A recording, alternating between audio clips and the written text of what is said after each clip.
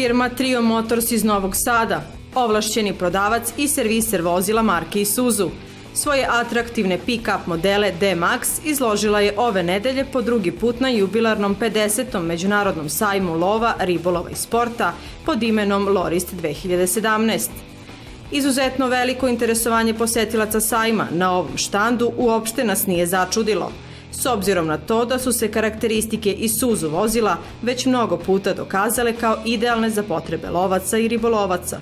Pre svega, s obzirom da se oni voze nepristupačnim terenima, pogon 4x4, znači pogon na 4 točka sa redukcijom, znači za malo posebnije terenske uslove i ono što je, da kažem, njihov fokus. Druga stvar, mogućnost prilagođavanja vozila njihovim potrebama, kao što se može vidjeti recimo na primjeru ovde, sa određenom dodatnom opremom, terenskim gumama, vitlima, svetlima i slično, i ono što oni mogu da prilagode konkretno vozilo za svoje potrebe.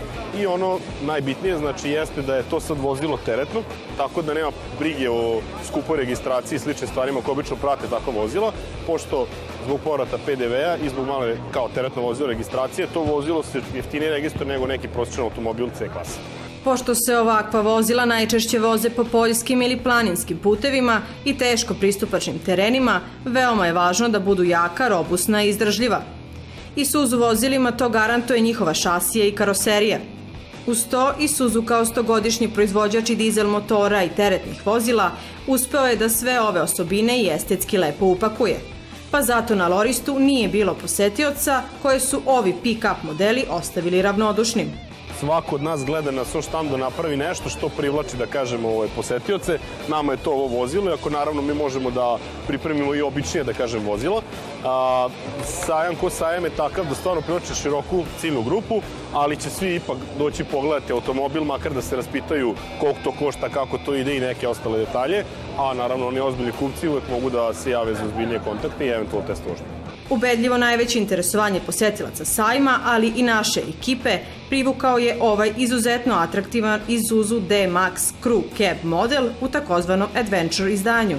Svi oni imaju iste motore, menjače, znači i onaj tamo crni i ovaj beli, međutim ovo je posebno pripremljen za, da kažem, lovačke stvari, počevši od specijalne suspenzije koja povišuje clearance vozila, terenskih guma, snorkela, znači da po potrebi može da se spusti u neku baru, vitla koje može da izvuče iz, da kažem, nekih situacija, dodatnih osvetljenja kada padne mrak, naravno nema javne rasvete u polju, do recimo posebne, da kažem, konstrukcije nazad na tonom prostoru koja predstavlja svojevrsnu čeku, mobilnu čeku na kojoj sam vozač može da parkira vozilo i da iskoristi, znači, za bolji pregled situacije.